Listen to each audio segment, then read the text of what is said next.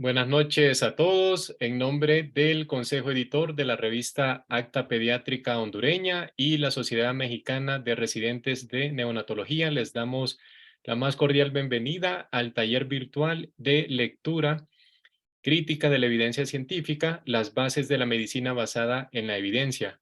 Yo soy Marlon Serna, residente de neonatología del Hospital Materno Perinatal Mónica Pretelini Sáenz. Gracias a todos los conectados por su tiempo. El día de hoy tendremos la última sesión de este taller virtual y el tema de hoy es lectura crítica de artículos que describen guías de práctica clínica. Y para el desarrollo del mismo tenemos como invitado al doctor Héctor Ramos. Para presentar al doctor Héctor Ramos y para coordinar la sección de preguntas y comentarios tenemos a la doctora Evelyn Santos. Ella es residente del primer año de pediatría en el Hospital Dr. Mario Catarino Rivas en San Pedro Sula, Honduras. Le cedo micrófonos, doctora Evelyn.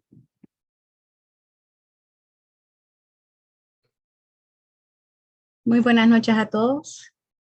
Gracias por estar unidos una vez más a este importante taller.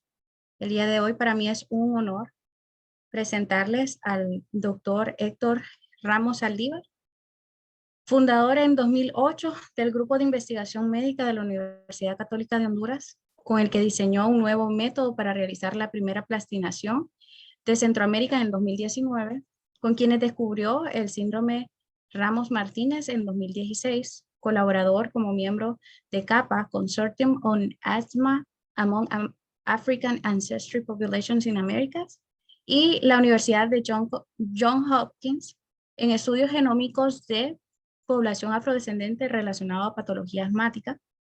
Ha participado además en expediciones auspiciadas por National Geographic en ancestría genética de poblaciones indígenas de The Genographic Project 2.0. En el 2017 fue profesor de neuroanatomía, inmunología, genética y fisiopatología. En el 2019 propuso el término eidicología para referirse a la ciencia de enfermedades raras y la creación de una nueva especialidad de la medicina, la que expuso también en una charla TEDx.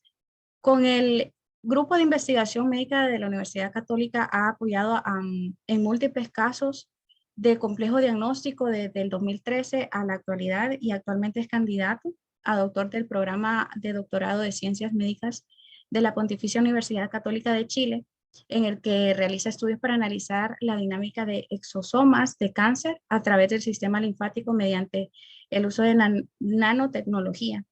Entonces, para mí es un placer, doctor, darle introducción a su ponencia. Espero que se sienta bienvenido entre todos los hondureños. Hoy es día catracho, ¿verdad? Súper. Qué gusto. No, muchas gracias, doctora Santos. Y bueno, gracias al doctor Marlon también. Y qué bueno que hemos llegado también a este punto de cierre de este taller, que ha sido muy bonito. He tenido la oportunidad de estar en otras dos charlas y ha sido muy interesante la dinámica y muy importante también todo lo que han planteado de poder hacer esta formación de empezar con cómo abordar la evidencia, ¿verdad? Cómo abordar la evidencia científica, cómo leerla, y que no todo lo que brilla es oro, no todo lo que está publicado es correcto, es bueno. Entonces tenemos que tener mucho criterio para poder abordarlo. Entonces, bueno, podemos iniciar entonces con esta sección que va a ser artículos que ofrecen pautas de actuación o guías de práctica clínica. Este es un tema que para cerrar este taller es un tema tranquilo, pero a pesar de que es tranquilo, es bastante controversial. Y vamos a ver por qué a lo largo de esta charla. Pero sí, el tema de las guías de práctica clínica a veces, en muchas ocasiones, está esta idea como que, bueno, ahí están las guías de cómo debemos que actuar y todo, pero hay todo un mundo también de personas que no están muy de acuerdo con la filosofía de la guía de práctica clínica y personas que están, que la toman como palabra santa. Entonces hay un conflicto entre dos mundos por ahí. Y esos dos mundos los podemos resumir en estos dos cuadritos que se ven por aquí, sobre el debate sobre la guía de práctica clínica. Tenemos por un lado a los elaboradores de políticas, personas que entre ese grupo podemos encontrar políticos, personas que están en el gobierno, que les interesa mucho que exista una organización bien específica con parámetros específicos para poder señalar el hecho de si se van siguiendo de forma adecuada los parámetros, cómo van los indicadores, los famosos indicadores, y que la sociedad, por el lado gubernamental, uno de los deseos es que la sociedad se mueva de una forma coordinada, organizada y que todo tenga un plan. También en este grupo de elaboradores de políticas, muchas veces encontramos el mundo académico, el mundo de los profesores, de la ciencia, de la parte de atrás, de expertos que de repente dedican su vida a un tema en específico, por ejemplo,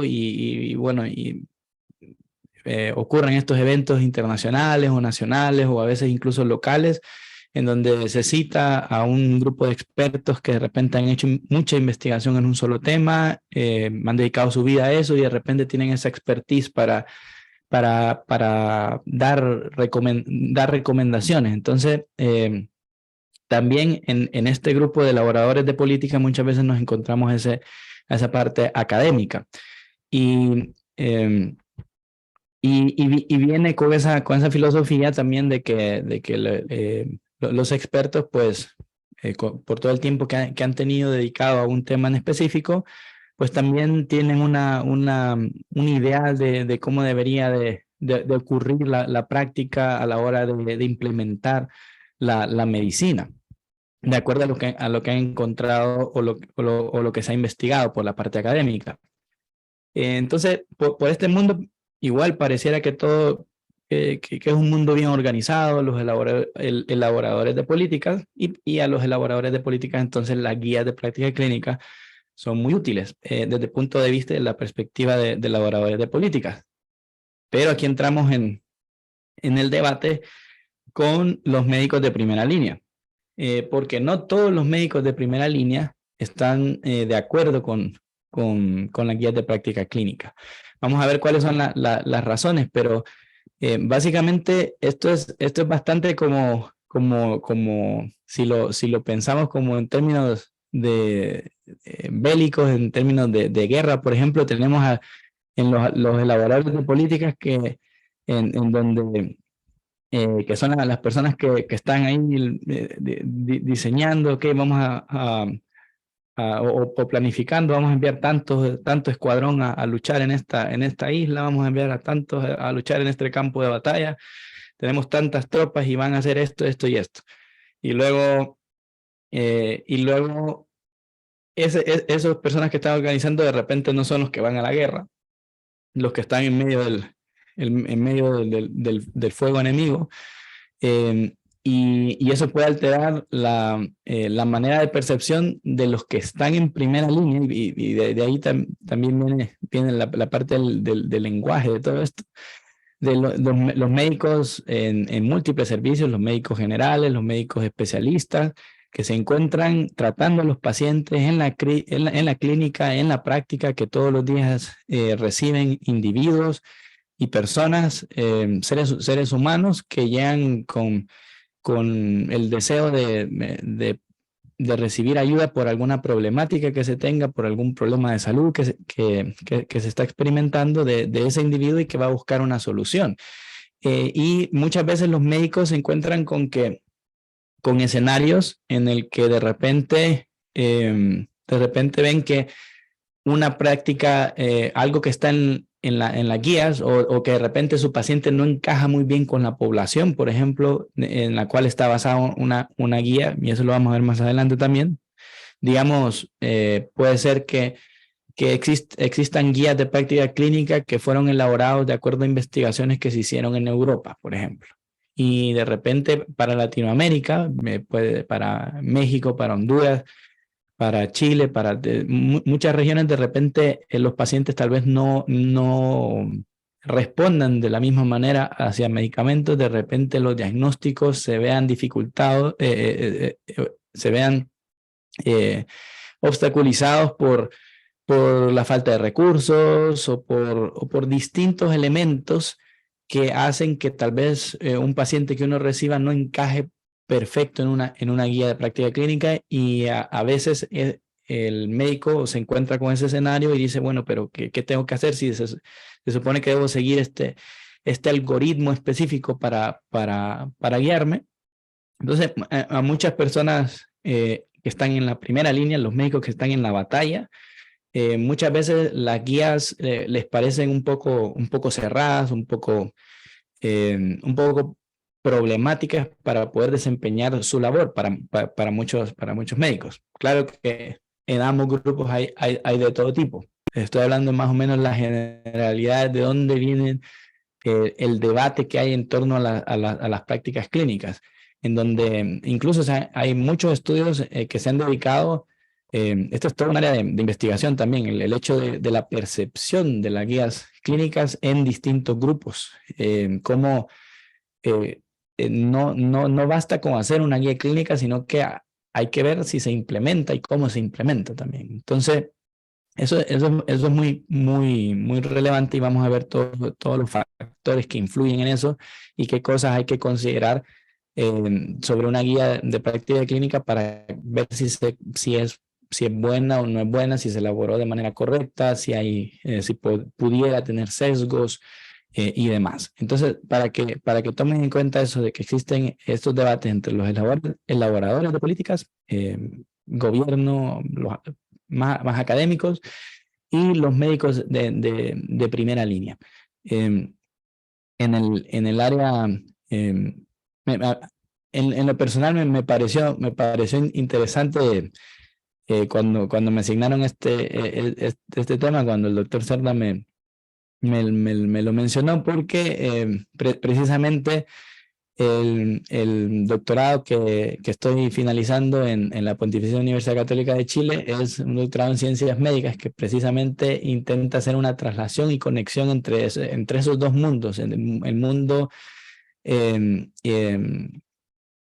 mundo de la academia, el mundo de la ciencia, de lo que surge de las investigaciones en ciencia básica, y poder trasladar eso hacia una práctica clínica que impacte a los pacientes y que se pueda utilizar en los pacientes. Entonces, de cierta forma me pareció interesante porque es algo que pasamos viendo y discutiendo en el doctorado en ciencias médicas aquí en Chile, viendo también esas perspectivas y cómo se pelean un grupo con el otro grupo. Entonces, para tener en consideración eso. Ahora, muchas veces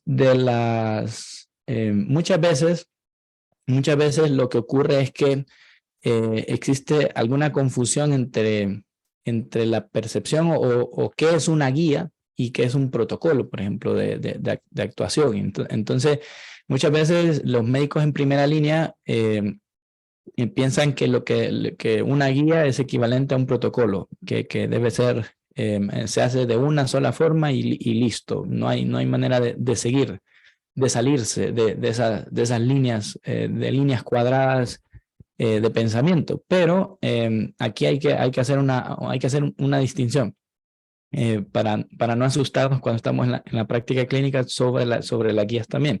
Vamos a ver las cosas buenas y las cosas malas de las guías en toda esta charla. Entonces, definición de guía. ¿Qué es una guía?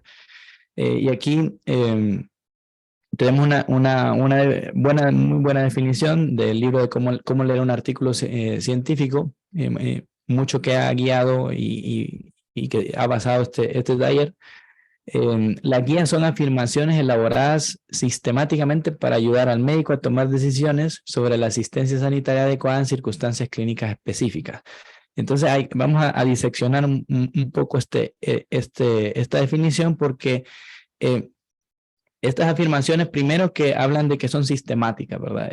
Cuando tenemos algo sistemático no es nada más que se reunieron 10 personas y dice a mí me gusta de tal forma tratarlo y a mí me gusta de tal forma y bueno, 6 de 10 dijeron ok, estamos de acuerdo y ya quedó la guía así. No, el que sea sistemático significa que hay un proceso detrás en donde hay una revisión de la literatura, debe haber una revisión específica de la literatura en donde se vean todos los casos de cómo tratar a la población general, donde la mayoría se va a ver beneficiado, pero también, aparte de eso, cómo tratar población específica o casos específicos que puedan surgir en la práctica. Y que muchas veces las guías de práctica clínica son a veces más útiles cuando ocurren estos casos complejos o casos que se salen un poco de la norma. Entonces muchas veces esa guía,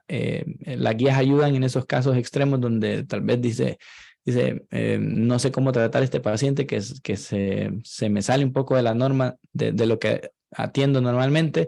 Voy a ir a ver a la guía a ver qué me dice y de repente está en la guía cómo tratar a ese grupo poblacional en específico. Entonces es muy útil.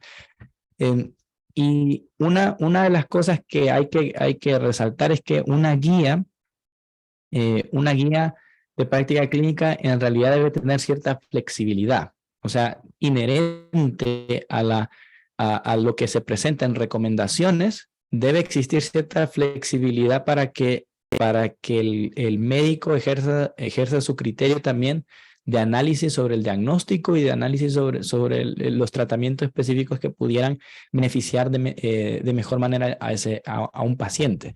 Deben ser flexibles hasta cierto punto para que exista ese criterio, que el médico pueda analizar bien a su paciente y ver si de verdad lo que dicen las recomendaciones se ajusta bien al paciente y lo va a beneficiar. Entonces, hay que tener una idea de que las guías, una buena guía, debería de ser algo flexible, es decir, que en la forma de escritura, en la forma de cómo recomienda los casos y en la forma de cómo analiza todo lo que hay en evidencia, en esa medicina basada en evidencia, que se pongan sobre la mesa la mayor cantidad de escenarios posibles que permitan al médico también ver en dónde encaja su paciente sin dejarlo atado a que no puede utilizar su criterio médico, su criterio de formación. Entonces, hay que considerar eso. Entonces, las guías son afirmaciones sistemáticas y de cierta forma no son camisas de fuerza, sino que la idea de una buena guía de práctica clínica no es encarcelar al médico, sino que es darle más herramientas para que pueda escoger bien, diagnosticar bien a su paciente, escoger bien los tratamientos y que su paciente se vaya a su casa, ojalá con la mejor calidad de vida, sano y recuperado, ¿verdad? Es como el objetivo. Entonces, hay que diferenciar esta forma de las guías del otro concepto que son los protocolos clínicos. Los protocolos, ahí ya cambia la definición, porque los protocolos sí son instrucciones más cerradas sobre lo que se debe hacer en determinadas circunstancias. Son similares a las guías, como ven aquí, pero dejan menos margen para el criterio individual y se elaboran para personal que suele ser menos experimentado o para su uso en situaciones donde las eventualidades son predecibles, es decir, situaciones en donde de repente se requiere como llevar de la mano a tal vez un grupo poblacional que no tiene mucha experiencia. ¿Cómo se llaman? Bueno, existen muchos grupos y siempre lo primero que se viene es cuando uno es estudiante, ¿verdad? Es cuando no existen esos años de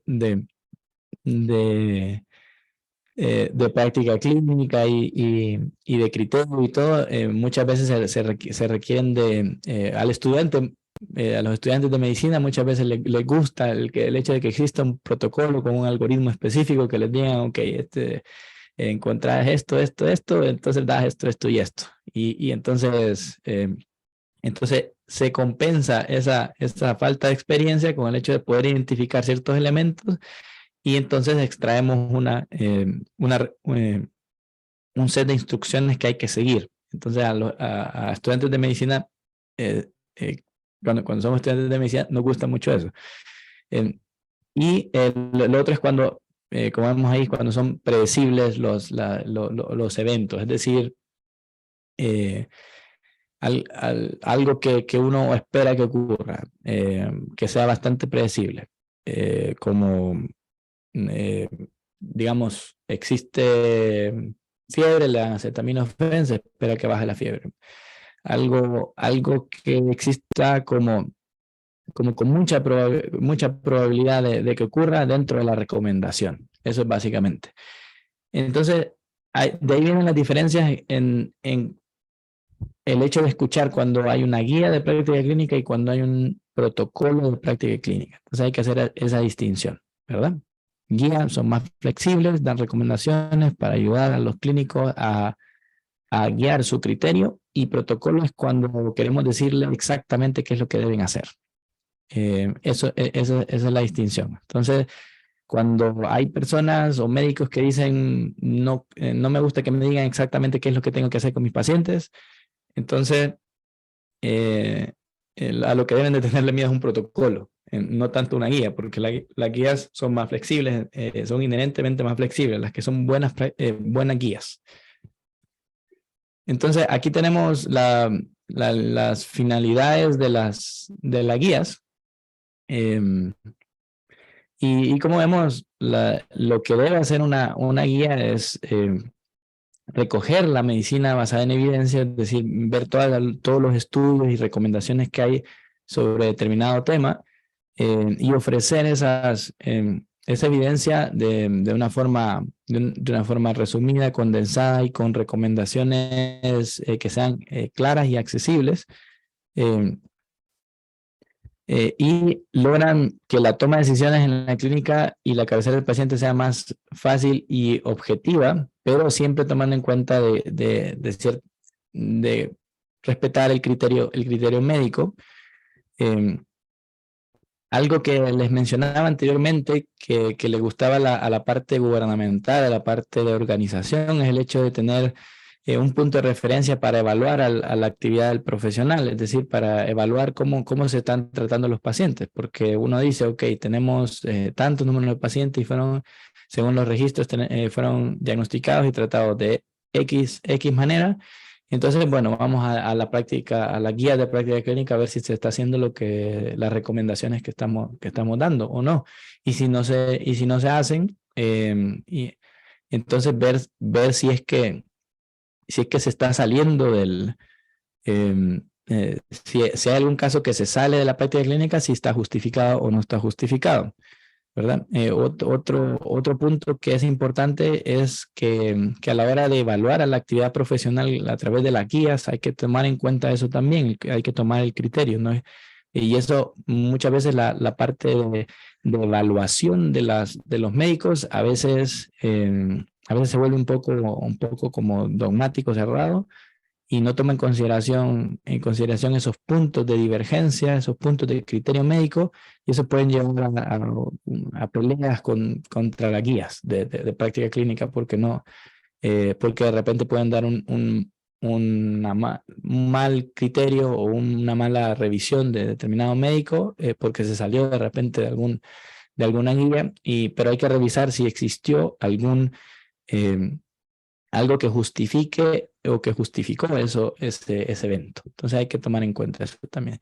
Delimita la división del trabajo entre médicos generales y especialistas, qué es lo que debe tratar cada uno, cuándo referir a los pacientes, hasta dónde hasta dónde debe abordar cada uno de los médicos de acuerdo a la expertise para que los pacientes reciban el mejor cuidado posible de acuerdo a la experiencia y a la formación de cada uno de los médicos.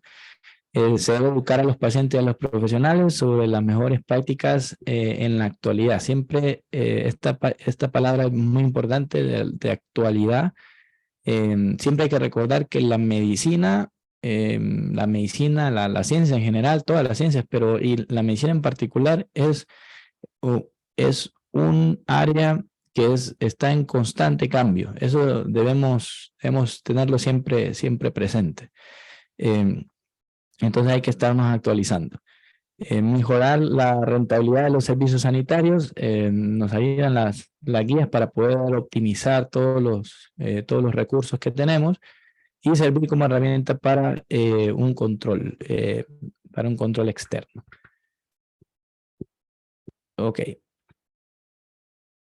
Entonces, esas son las finalidades básicas de una guía, y aquí tenemos algunas de las reticencias que tienen los individuos hacia la guía de práctica clínica. Esto es básicamente cuando se ha preguntado a las personas, a los médicos o a académicos, a profesionales, si les gusta o no les gusta las guías de práctica clínica, por qué no les ha gustado, básicamente. Hay un grupo de personas que dice que les inhibe la libertad clínica, ¿verdad? Que son las personas que suelen decir, a mí no me van a decir cómo voy a tratar a mis pacientes, que en algunas ocasiones puede tener validez de acuerdo a si las guías que se están aplicando de repente son protocolos mal diseñados, o pues no está justificado si es de repente porque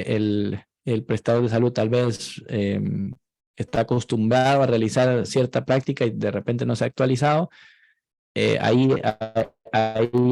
ya representa un problema, ese factor. Entonces, de aquí viene mucho del debate con las prácticas clínicas, las guías de práctica clínica, porque depende mucho de las situaciones y de los criterios de cada médico y de la situación y perspectiva para ver si es correcto o no esos criterios.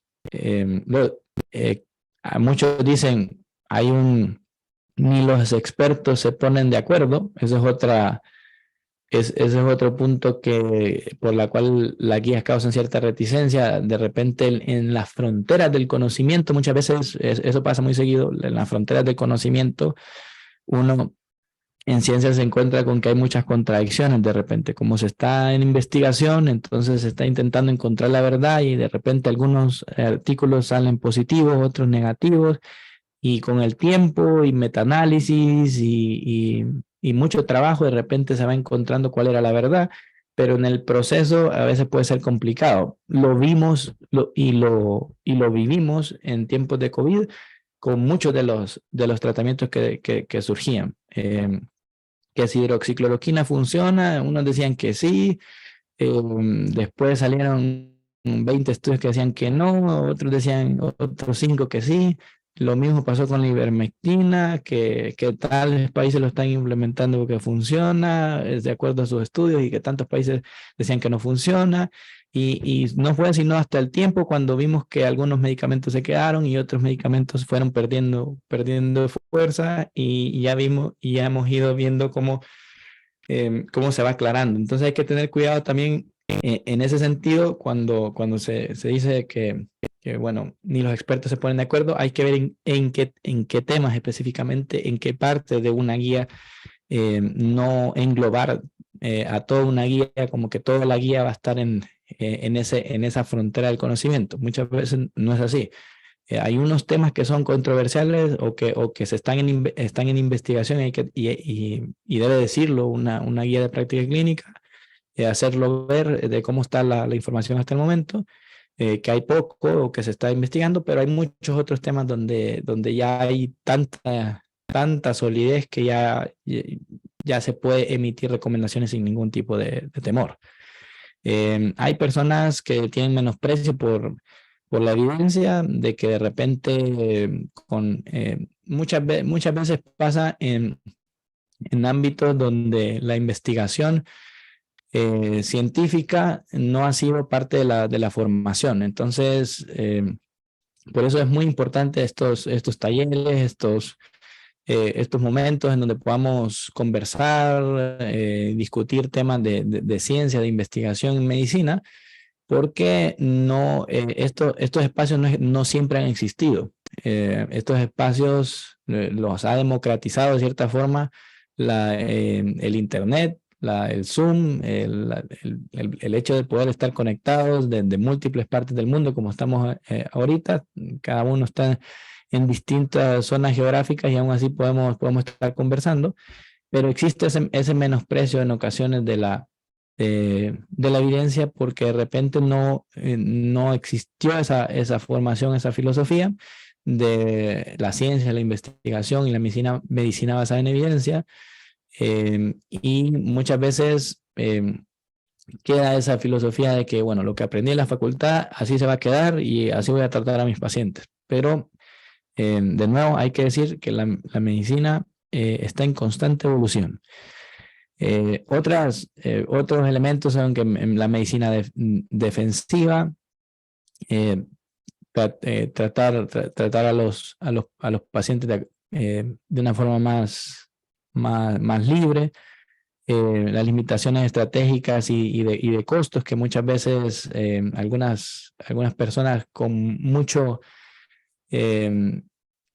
validez dicen, ok, está esta práctica clínica, pero yo no lo puedo hacer porque la práctica clínica dice que necesito un resonador de 7 Tesla y nosotros no tenemos ni un tomógrafo en el hospital o ni una máquina de rayos X. Entonces, muchas veces la forma de implementación de las guías clínicas fallan en tomar en cuenta los recursos y las limitaciones prácticas, como vemos aquí, de cómo llevar a cabo esas recomendaciones. No solo es decir, sino que tomar en cuenta cómo están las condiciones de cada país, de cada región y de cada hospital donde se van a implementar.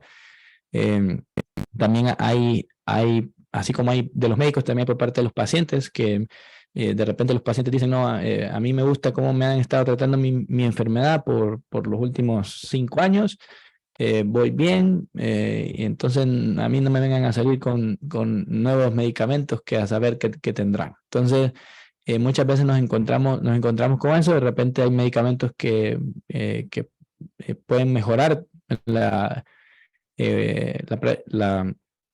condición, calidad de vida de un paciente, etcétera, pero uno se encuentra también con estos elementos que en términos de perspectiva del paciente pues también tiene sus razones. Entonces, mucho de esto sale de la lógica de cada una de las perspectivas, de dónde se encuentra, de dónde está viendo el problema, y todas esas cosas las debemos considerar.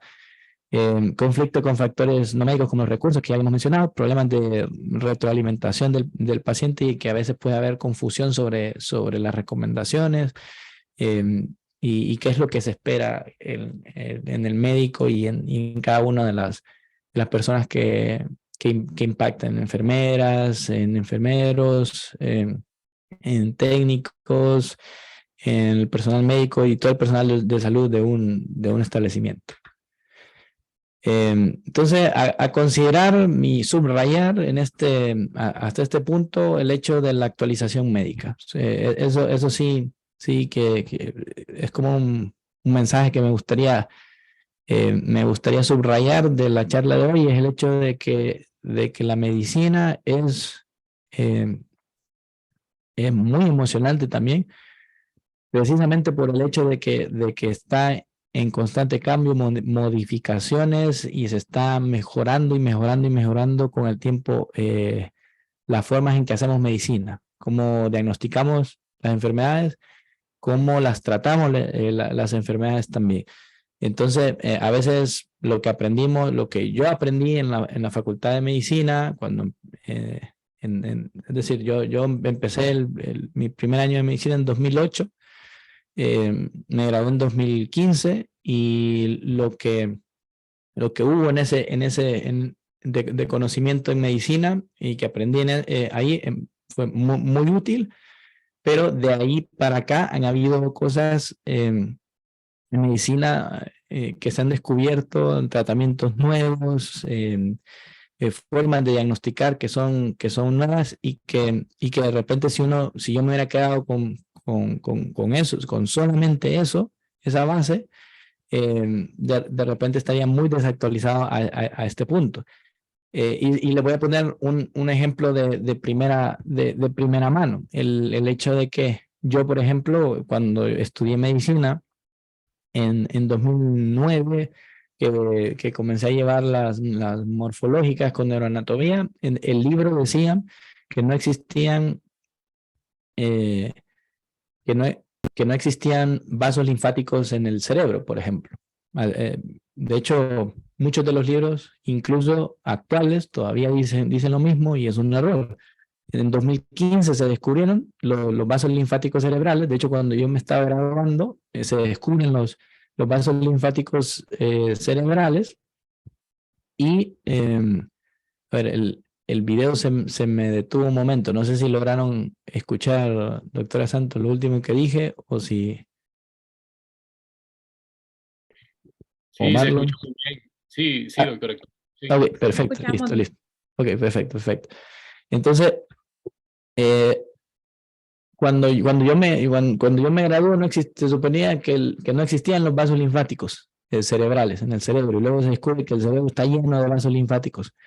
Y más bien luego eso se transformó en tema de investigación y mucho de lo que estoy trabajando ahora es en esos vasos linfáticos cerebrales para ver cómo transportan nanopartículas, exosomas, cómo el cáncer puede viajar a través de ahí, cómo se pueden mandar medicamentos por esa vía. Entonces, y de repente, si uno uno pudiera haber dicho, no, el libro dice que no existen vasos linfáticos en la cabeza. Así lo aprendí, y si me hubiera quedado con eso, si uno se queda con eso y no tiene en el pensamiento de que pueden existir variaciones o cosas nuevas que se descubran día con día, entonces uno de repente se puede perder de mejores formas de tratar enfermedades, de mejores descubrimientos, cosas que de repente ustedes que están escuchando esta charla en este momento, de repente ustedes van a ser responsables de descubrir nuevas cosas también para la medicina, precisamente viendo que todas las actualizaciones que van ocurriendo. Entonces, por eso es importante considerar la actualización y que las guías de práctica clínica también deben contemplar esto, el hecho de estarse actualizando. Una buena guía de práctica clínica debe decir en su texto también cada cuánto o cómo son los procedimientos que van a ocurrir para poder actualizarse, porque las buenas guías de práctica clínica consideran este punto también, el hecho de que se tienen que estar actualizando. Y otro factor a considerar sobre la guía de práctica clínica y del conocimiento científico en general, a la hora de buscar soluciones a problemas médicos, a problemas que nos afectan en la práctica clínica. Todos aquí nos hemos visto enfrentados a aquellas patologías donde la ciencia actualmente nos dice que no hay una solución. Oncología está lleno de esos ejemplos, donde tenemos ciertas herramientas y en algunas ocasiones ninguna de esas herramientas funciona y lamentablemente los pacientes sabemos que el desenlace o el pronóstico es muy malo, que pueden morir. O existen muchas enfermedades autoinmunes que no tienen tratamiento, muchas enfermedades genéticas y que nos vemos atados de manos en este tiempo en el que estamos viviendo. Muy similar a como de repente hace 2 siglos, donde no se sabía ni siquiera donde no se conocían ni las bacterias o que las bacterias causaban enfermedad. Muy similar a ese entonces donde llegaba un paciente y decía, bueno, se va a morir porque tiene tuberculosis. No existían tratamientos y de repente hubo personas que dijeron, no, vamos a investigar, vamos a buscar soluciones, vamos a buscar en nuevos lugares. De repente nosotros estamos viviendo también una forma diferente con otros problemas. Estamos viviendo lo mismo con enfermedades genéticas, con cáncer, con enfermedades autoinmunes, con muchísimas patologías. Y todos tenemos de repente historias muy fuertes de pacientes que perdimos sabiendo de que la ciencia actual y la medicina actual no tenía soluciones para esas personas. Y entonces nos podríamos quedar sin hacer nada y decir, ok, bueno, no hay nada que hacer, o podríamos nosotros ser agentes de cambio e intentar arriesgarnos a encontrar soluciones. Y en este factor, y que afecta también las guías de práctica clínica, hay que considerar el efecto farola. Y es el hecho de que muchas veces, y este efecto farola viene de un chiste que se utiliza, que luego se utilizó en filosofía sobre medicina y sobre otras ciencias, como la ciencia aborda problemas y muchas cosas que los científicos y los médicos debemos tener mucho cuidado. Y es el hecho de que el efecto, este chiste dice que había un borracho que estaba buscando algo debajo de una farola, ¿verdad? De un foco en la calle, y que estaba buscando algo. Entonces se le acerca un policía que anda por ahí y le dice, ¿qué estás haciendo? Y entonces le dice el borracho, estoy buscando las llaves, las perdí, entonces estoy buscando las llaves. Y entonces el policía comienza a buscar las llaves con él, a buscar debajo de la luz, y el policía no ve nada y claramente no había ninguna llave debajo de la luz, debajo de la farola. Entonces le dice el borracho, pero ¿estás seguro que perdiste las llaves aquí? Y el borracho le dice, no, estoy seguro que las perdí en aquel parque de allá, pero el problema es que solo aquí hay luz para buscar, entonces aquí las voy a buscar. Entonces, de ese chiste, se tomó esto que ahora se conoce como el efecto farola, y es el hecho de que muchas veces en ciencia tendemos a buscar soluciones en las cosas que tienen luz, o en las cosas que se han investigado, o en los problemas que ya se conocen, o en las formas de solucionar un problema de cierta manera.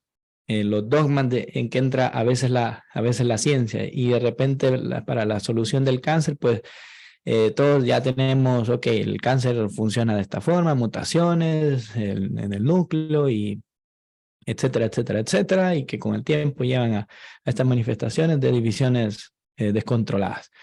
Y partimos con ese set, pero muchas veces también partimos con el mismo set de problemas, y el mismo set, y comenzamos a emitir el mismo set de soluciones que se han emitido durante mucho tiempo, y no pensamos fuera de esa farola, cuando tal vez la solución esté en otro lugar, en pensar diferente. Y en la guía de práctica clínica muchas veces puede ocurrir de que tenemos de repente un paciente que no encaja en lo que alumbra la práctica, la guía de práctica clínica, la información que hay hasta el momento, y que de repente está un poco en la penumbra. Un paciente en específico está un poco en la penumbra, y hay que ver si otras cosas pudieran ayudarle a ese paciente, que de repente no están en la guía, o que de repente la guía dice que hay que tratar de cierta forma, cuando nosotros sabemos que es en cierta condición específica para un paciente, de repente la forma de aplicar esa guía no va a ser correcta. Por poner un ejemplo así, algo fácil, digamos que para una enfermedad infecciosa, de repente hay un antibiótico disponible para esa enfermedad, pero resulta que el paciente es alérgico a ese antibiótico. Entonces, obviamente ahí el paciente no va a encajar bien en esa guía. Y si no hay información sobre casos especiales, entonces va a haber que buscar alguna otra solución con de repente utilizar otro antibiótico que de repente no está muy bien estudiado en esa patología. Y ahí vienen cosas de criterio médico que son bastante complejas, bastante de paciente médico ahí que de repente se salen de la farola que está iluminando la guía clínica. Entonces hay que considerar esos eventos también. Y el hecho de que mucha de la ciencia que hacemos actualmente ya se está mencionando mucho la medicina personalizada, el hecho de que el paciente que nos venga a analizarlo a profundidad para ver si podemos, cuál es el medicamento que mejor le va a ir a ese paciente.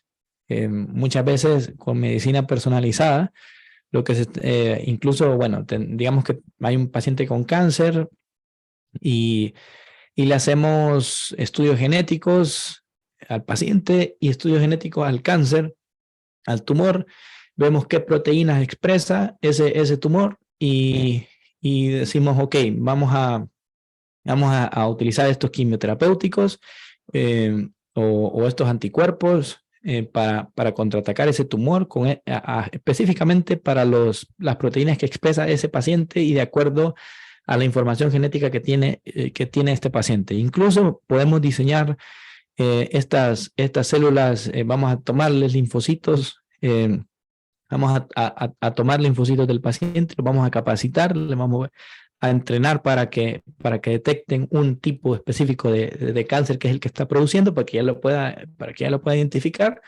Luego le regresamos esos linfocitos y específicamente vamos a mandar esos linfocitos para que ataquen el tumor, como lo que vemos en muchas de la inmunoterapia más avanzada en la actualidad, en los estudios que se están realizando.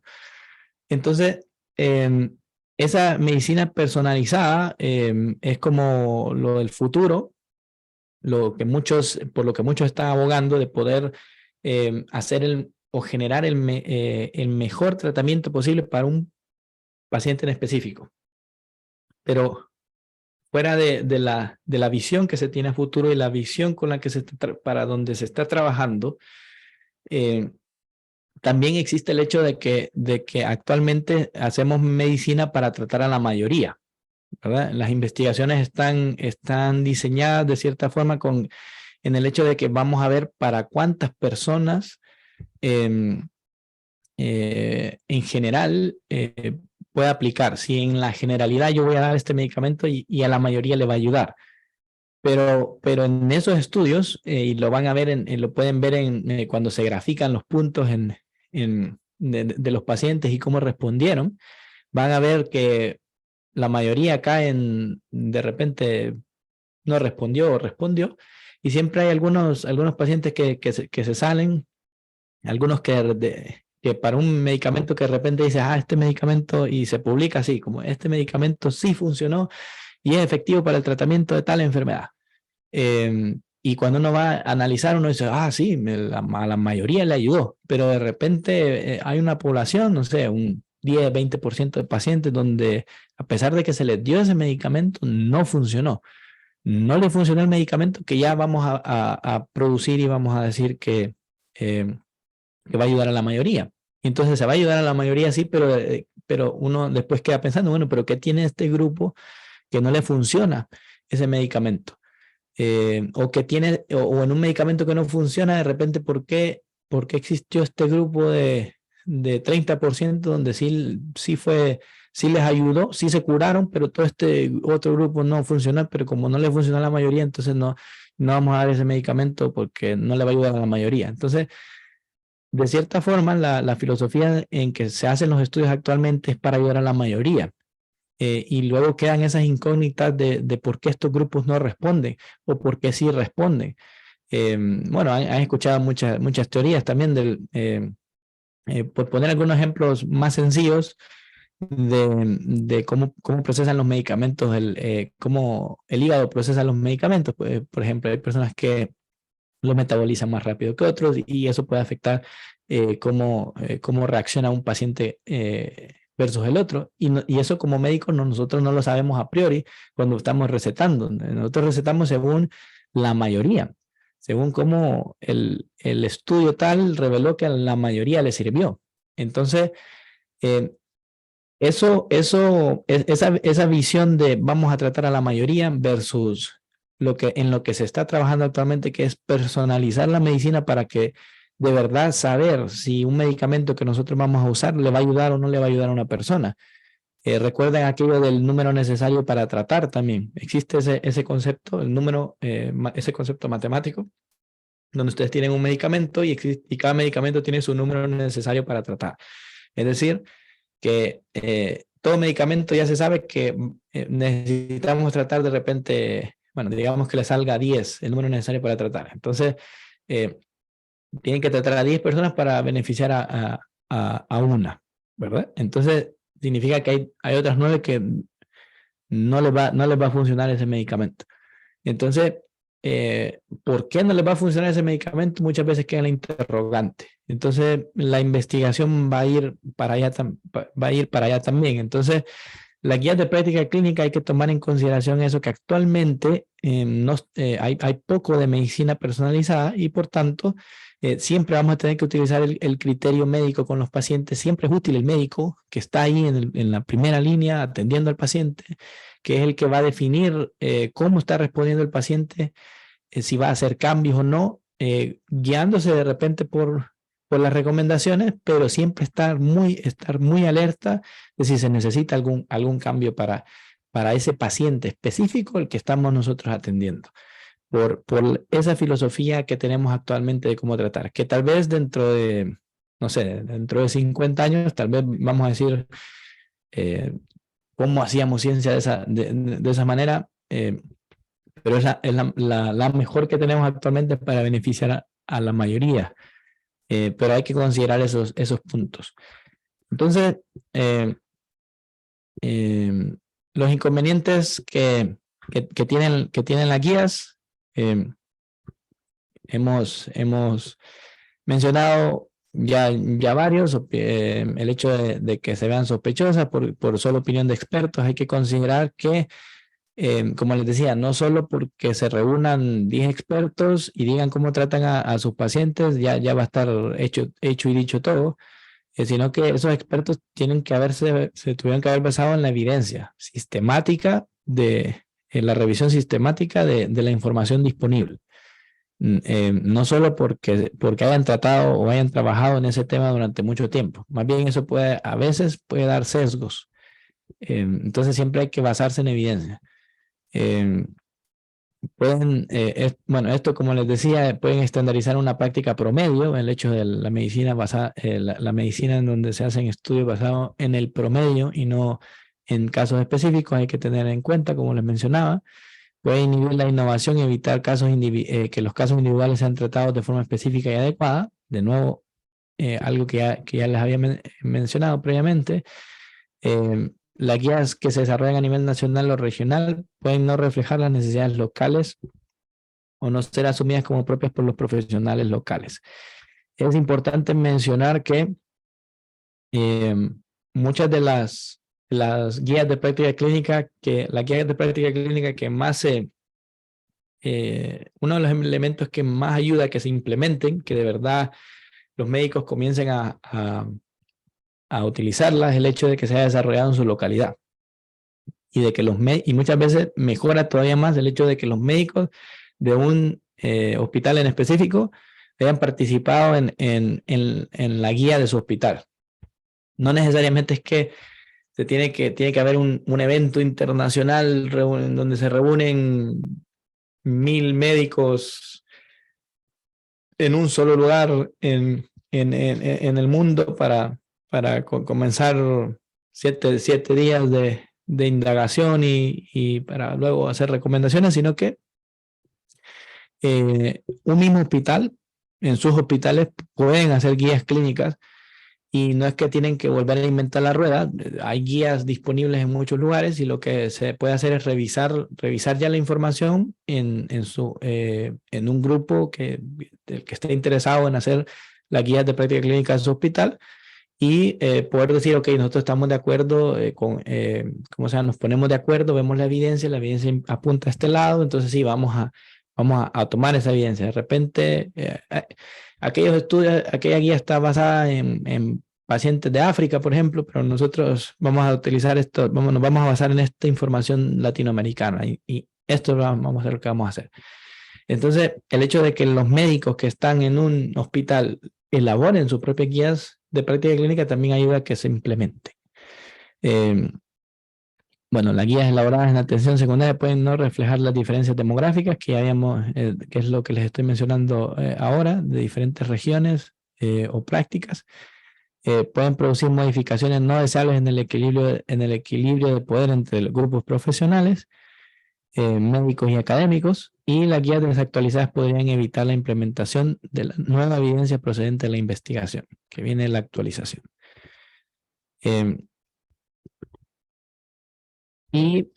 Bueno, antes,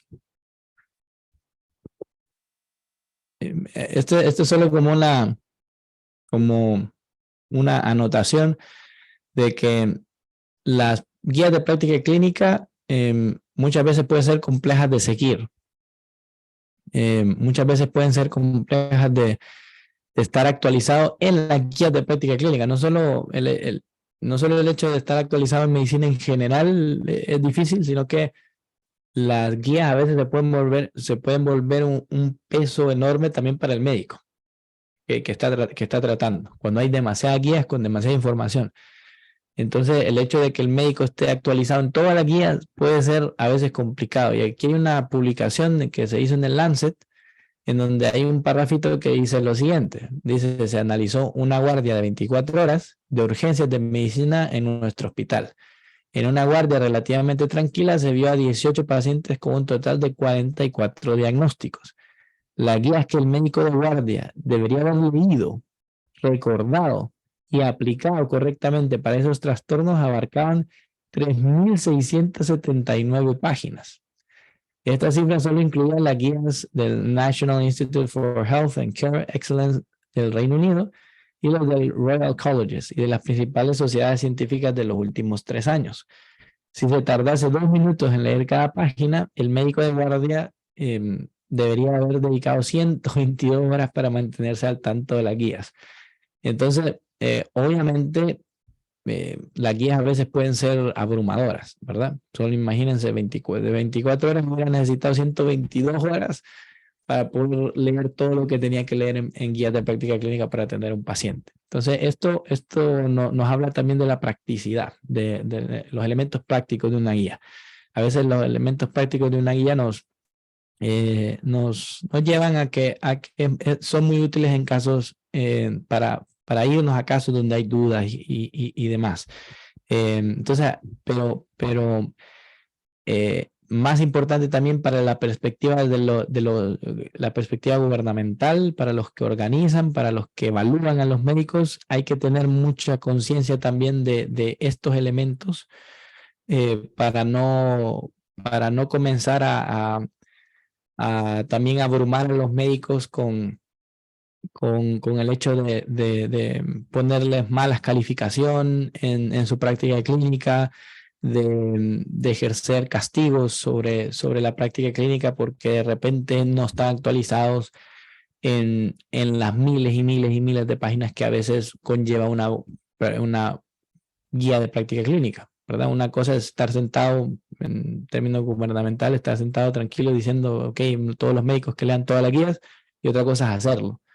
Entonces, se debe tener conciencia de ambos lados y saber cómo utilizar las guías también, porque pueden ser abrumadoras en algunos casos.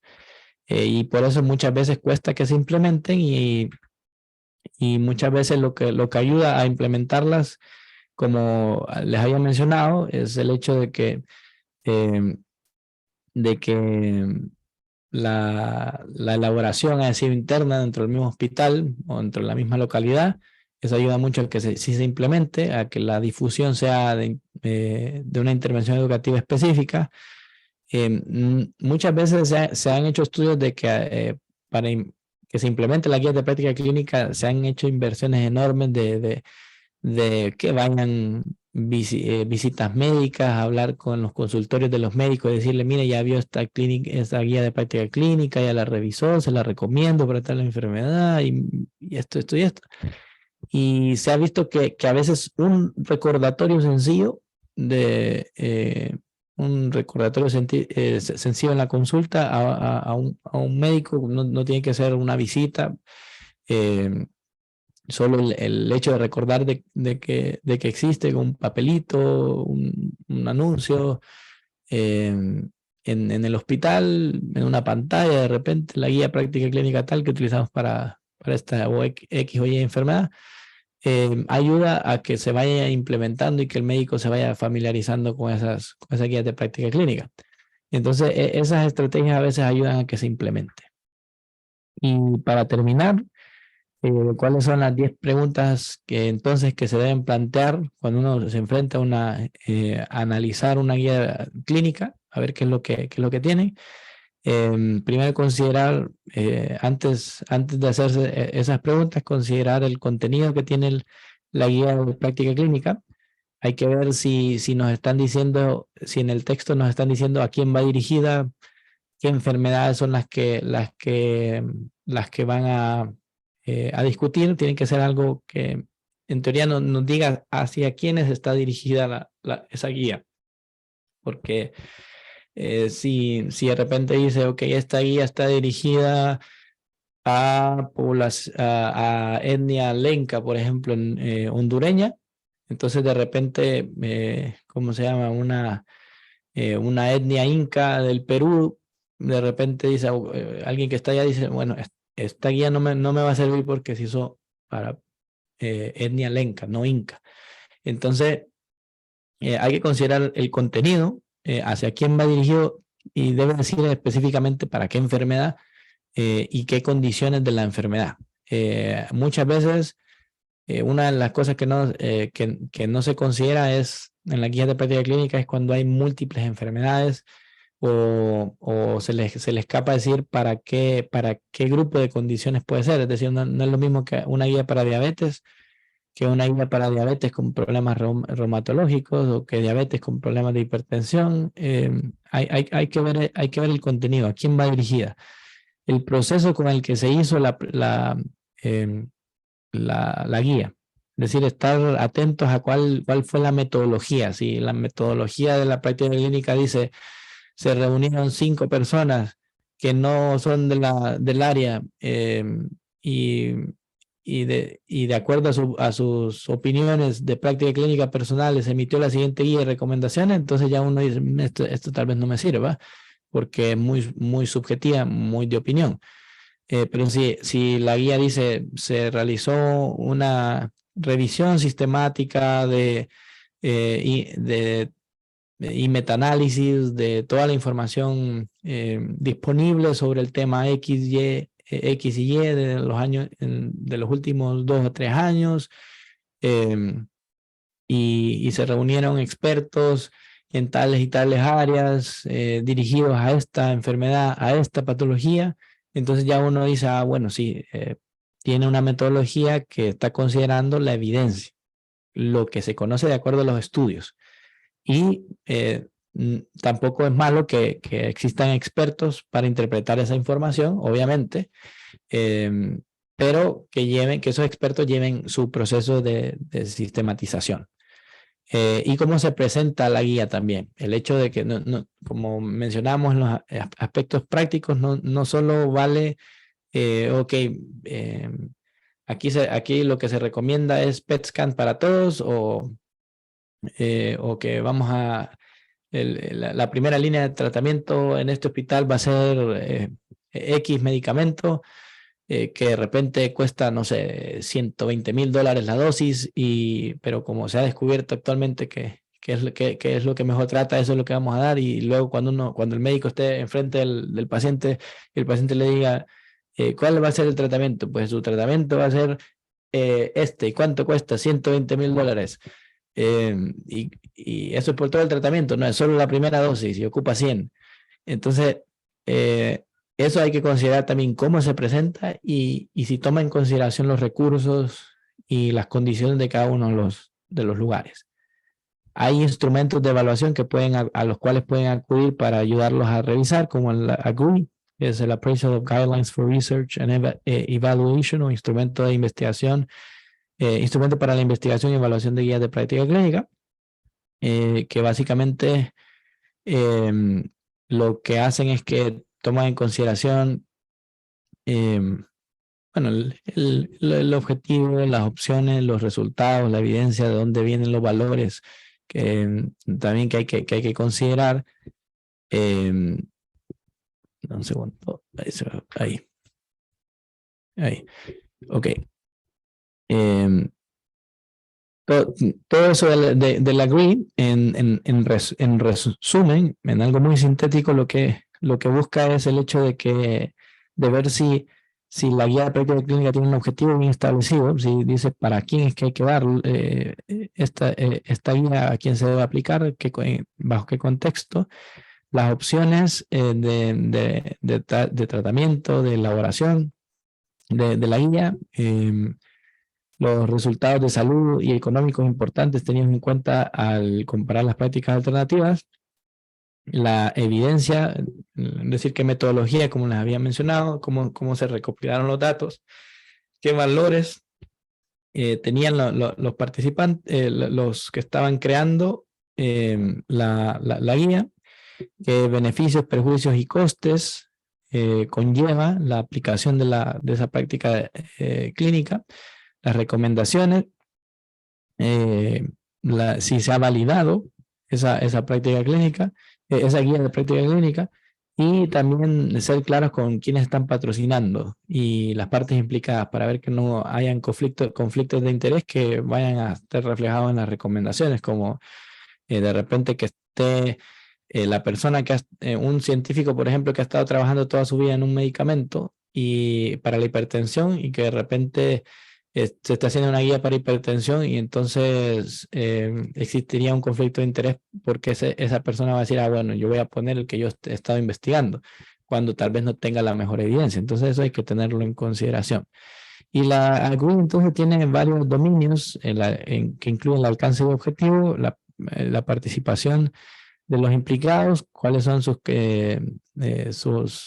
sus habilidades o sus antecedentes, el rigor en la elaboración de esa guía de práctica clínica, si es sistemática o no, qué tan clara y cómo se presenta, como ya hemos mencionado, qué tan aplicable es de acuerdo a los recursos y los contextos que existen de la guía, y si existe independencia editorial o si hay algún conflicto de interés. Entonces, eso hay que considerar. Entonces, para terminar y resumir, las preguntas que hay que hacerse es: ¿la preparación y publicación de esta guía conlleva un conflicto de interés significativo? Es lo que estábamos mencionando, es decir, no existe alguna casa farmacéutica que esté interesada, por ejemplo, en que se aplique un medicamento en específico, aunque no sea el mejor de acuerdo a la literatura. Eso hay que tenerlo muy, muy en cuenta. La segunda pregunta es: ¿la guía está relacionada con un tema apropiado e indica claramente el grupo diana al que se aplica? Es lo que les mencioné, de que tiene que decir a qué grupo va dirigido, quiénes son los pacientes que se van a ver beneficiados de ello. La pregunta 3, el panel de desarrollo de la guía incluye, es decir, quiénes son los que lo elaboraron. ¿Había expertos en el área de la temática? ¿Había un especialista en métodos de investigación secundaria que haya analizado, por ejemplo, metaanálisis, que ayude a interpretar metaanálisis, o un economista sanitario que ayude a ver la implementación por el ámbito de finanzas? Existía una persona afectada por la enfermedad, y esto es muy importante. A veces nosotros solo vemos la perspectiva de nuestro lado, del académico o del médico, y se nos olvida incluir cuál es la perspectiva del paciente, del que padece la enfermedad, porque muchas veces y hay muchos ejemplos como el ejemplo del tratamiento, por ejemplo, para estreñimiento. Una vez que se empleó se dieron unas recomendaciones que involucraban que las enfermeras dieran,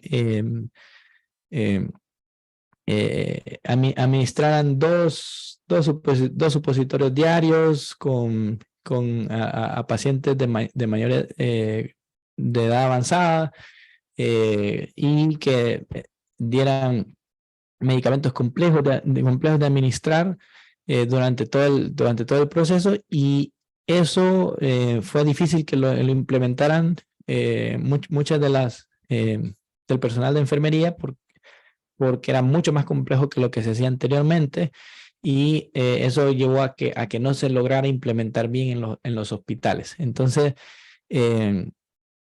y muchas veces eso puede pasar con el mismo paciente. El paciente puede decir, ok, yo me aplico un determinado tratamiento de esta forma, es muy útil por mi estilo de vida, por mi trabajo y muchos otros factores, y de repente vamos a dejar una práctica de guía, una guía que dice el paciente tiene que estar 24 veces al día inyectándose 0.1 de este medicamento. Puede no ser práctico o afectar la calidad de vida de los pacientes. Entonces hay que tomar en cuenta también en la elaboración a los pacientes. La pregunta 4, ¿se han explicitado los criterios subjetivos del panel de desarrollo y están justificados? Eso involucra saber quiénes son los principales rectores, cuál es el marco ético y de valores que se tomaron en esa guía de práctica clínica, y qué métodos se utilizaron para resolver desacuerdos, porque cuando uno elabora una guía, cuando los expertos evalúan, hacen una guía, muchas veces pueden haber desacuerdos entre ellos. Entonces debe también estar en la metodología cómo hicieron para salir de ese desacuerdo, de esos conflictos. Eso debe estar también explicitado. La pregunta 5, ¿se han analizado y evaluado rigurosamente todos los datos relevantes de la literatura? Es decir, ¿está todo considerado? La pregunta 6, ¿se ha sintetizado correctamente la evidencia y están las conclusiones de la guía en consonancia con los datos en los que se basan? Es decir, ver si todo lo que se habla de evidencia se corresponde con una recomendación, o si no es que al final en las conclusiones van a salir con una recomendación que no tiene ninguna evidencia previa. Hay que tener mucho cuidado con eso, a ver si no salió de la nada una opinión más que una recomendación basada en evidencia. La pregunta 7, la guía tiene en cuenta las variaciones de la práctica médica y otras áreas controvertidas, por ejemplo, una atención óptima en respuesta a una falta de financiación real o subjetiva. Cosas que hemos conversado también el día de hoy.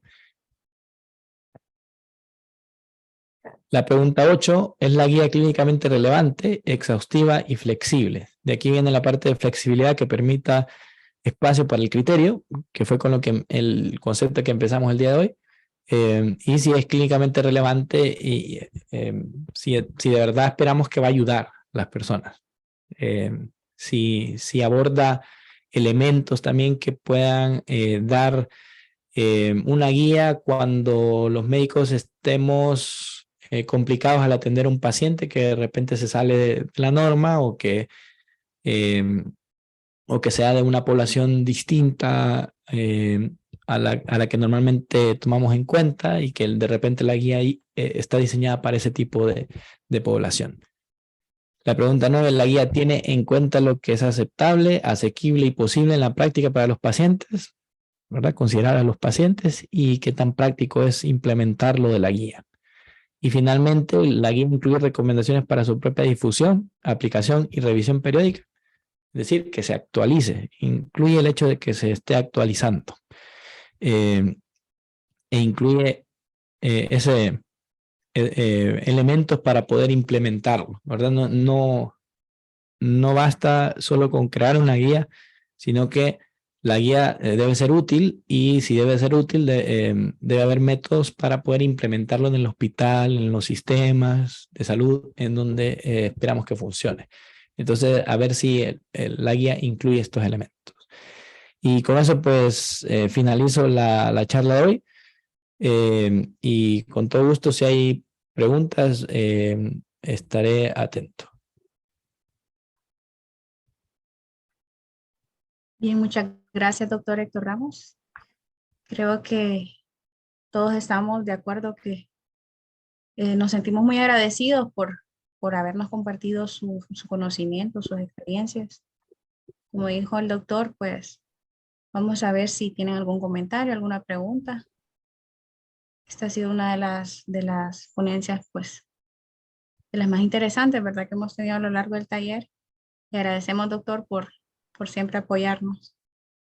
Gracias por la invitación. ¿Tenemos alguna pregunta, comentario? Les invito a darlo a conocer, ¿verdad? Aprovechando que tenemos al doctor muy dispuesto. ¿Quién cree que va a ganar el mundial? Vamos con Argentina. Héctor, con respecto a los consensos, también se aplicaría la misma revisión, porque también hay revisión de, bueno, consensos, Sí. para, por ejemplo, un tema, no sé si tienen la misma similitud con una guía de práctica clínica.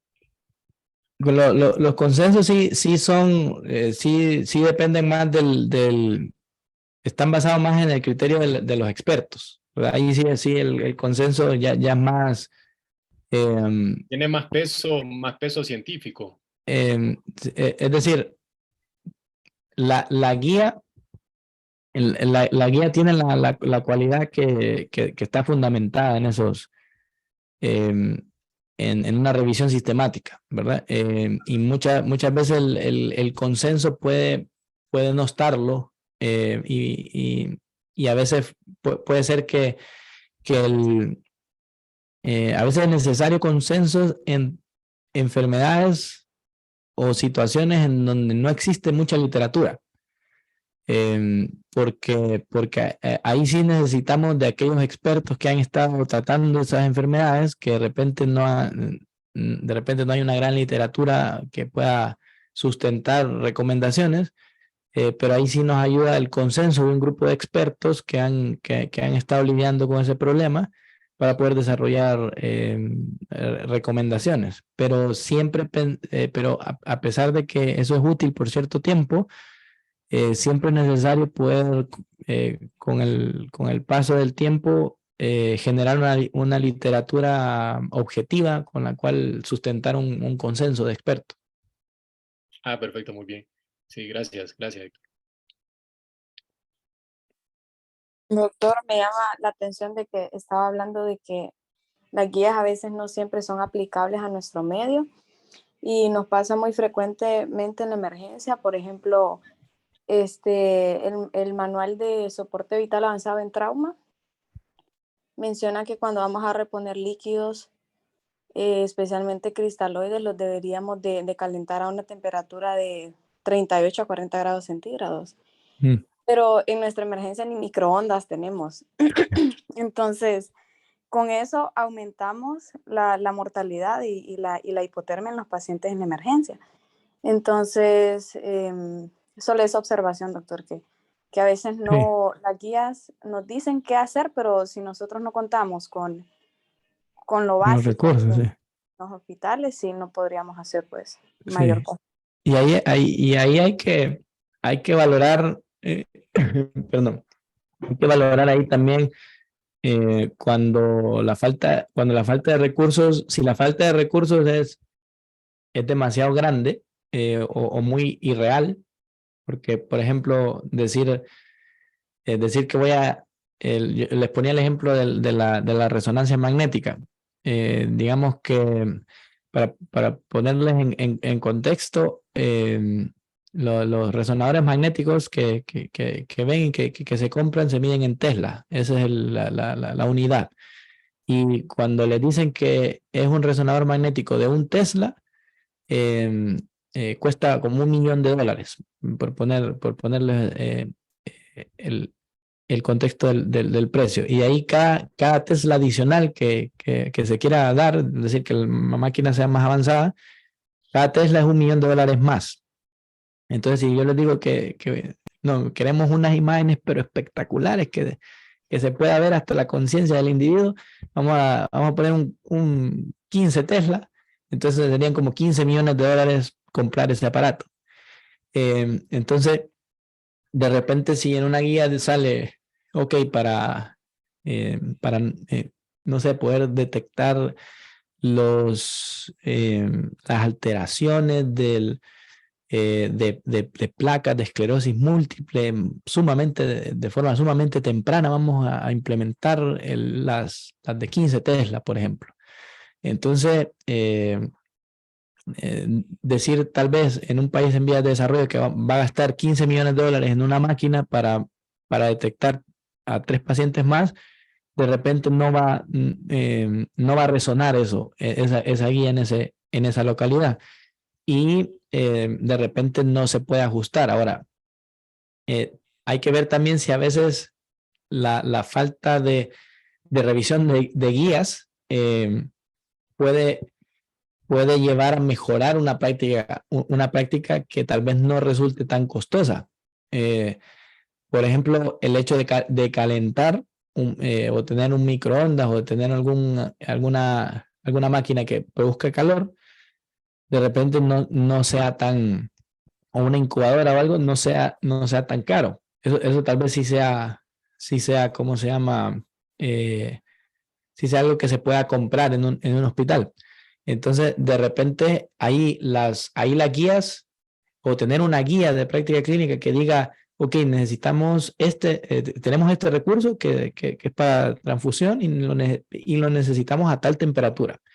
Entonces, el hecho de que exista esa guía a tal temperatura dice, bueno, pero no me cuesta tanto comprar este aparato que lo calienta y que la tenga esa temperatura. Entonces, ahí de repente puede ser, hay que ver si los recursos son tan grandes que se vuelve irreal, o si es que el hospital no está implementando, más bien hay que implementar las guías y actualizar las guías para que problemas tan sencillos se puedan solucionar.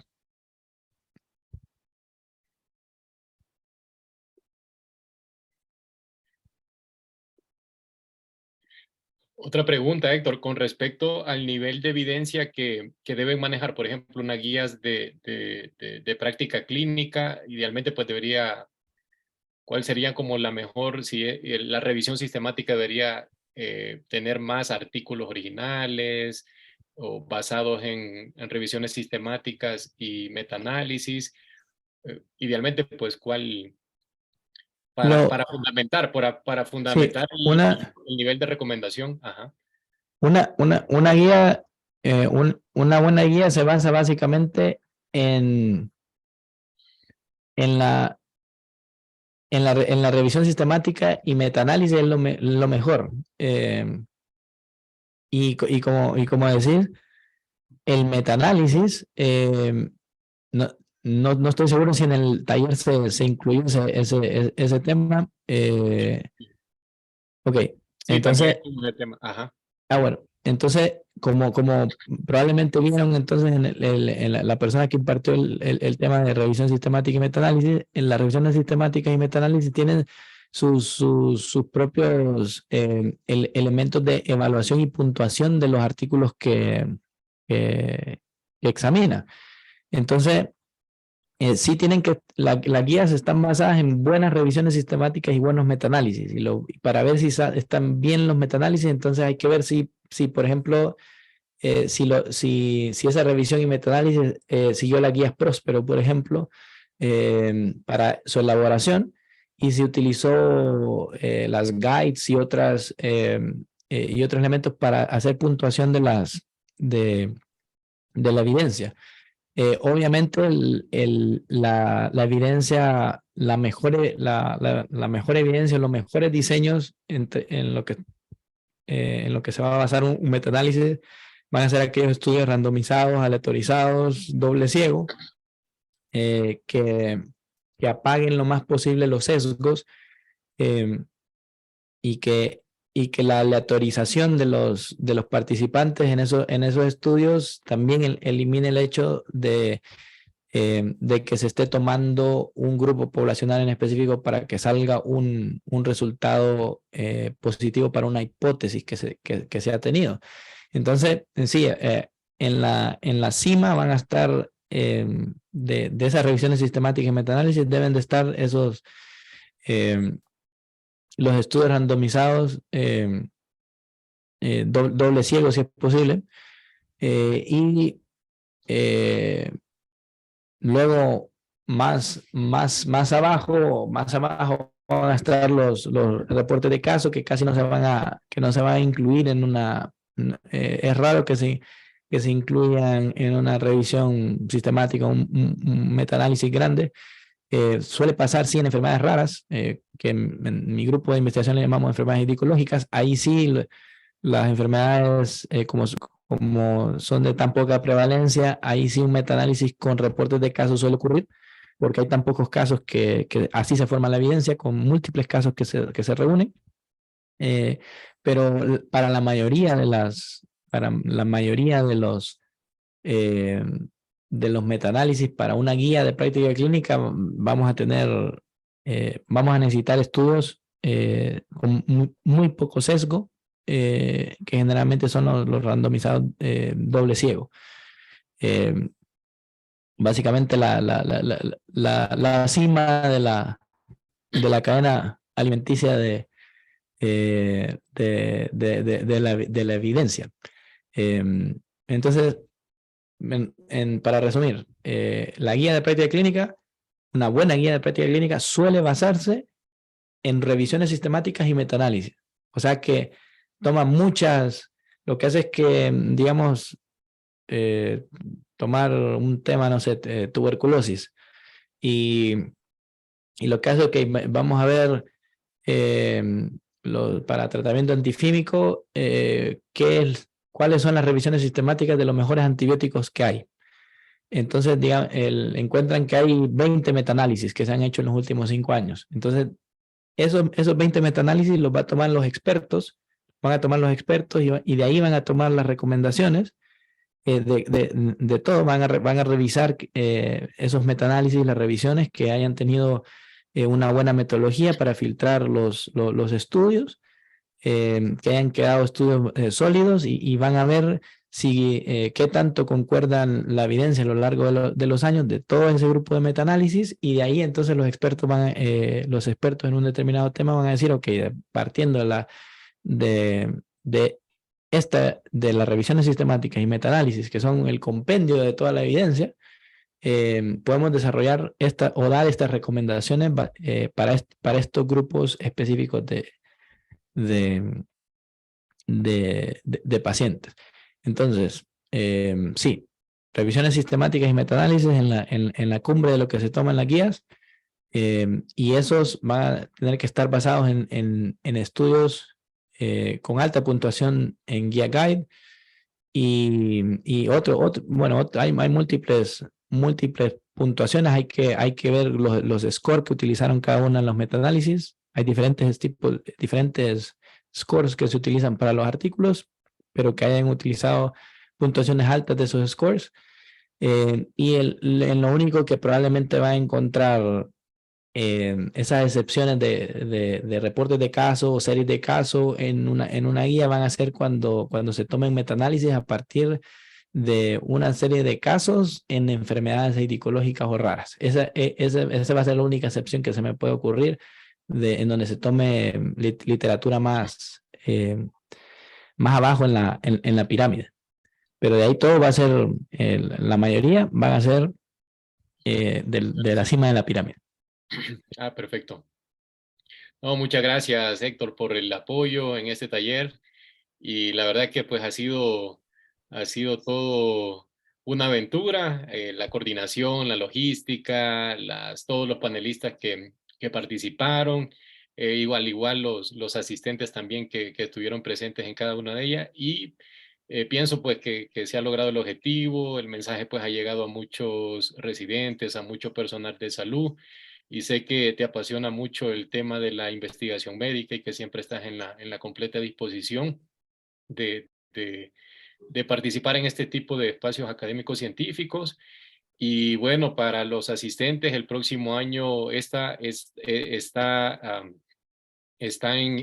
planes el desarrollo de un taller ya de escritura de artículos científicos. De hecho, pues, fue la primera parte de cómo aprender a leer la literatura científica, y pues se desarrollaron en diferentes sesiones, en donde empezamos desde la parte cómo orientarse en un artículo científico, por qué leer la lectura científica, y pues de ahí a partir los diferentes jerarquías, los diferentes pues investigaciones que van de acuerdo a la jerarquía que ha mencionado Héctor, desde una revisión de metaanálisis, con estudios de cohorte, guías de práctica clínica y diferentes pues, estudios que aplican diferentes métodos de investigación, y con esto pues damos parte al taller ya de escritura,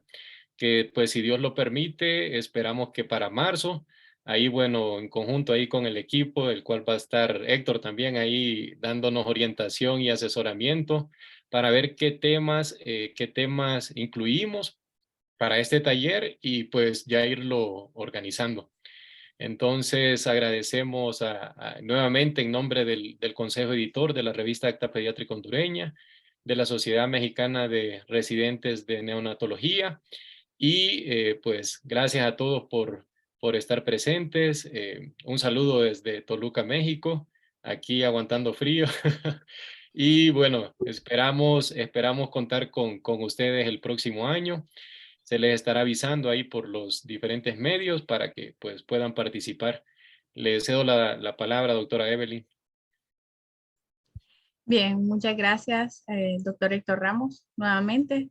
Doctor Marlon Serna, por la oportunidad. Gracias a todo, pues, el consejo editor de la revista pediátrica, de la revista Acta Pediátrica Hondureña, ¿verdad? Y pues la Sociedad Mexicana de Residentes de Neonatología.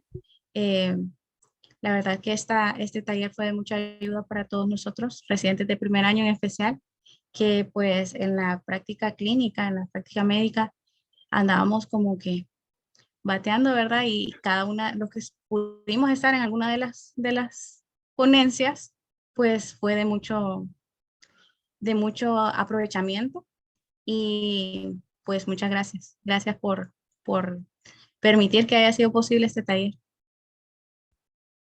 Con eso creo que queda por concluido el día de hoy. Y pues, si no hay ningún otro comentario, ningún otro anuncio, Muy bien. Ahí los esperamos entonces entonces esperamos. el próximo Súper. año. Bueno, felices fiestas navideñas y pasen buenas noches, y un saludo y un abrazo a todos. Igual, igual. Bueno. Listo, listo. Voy a cerrar la sesión.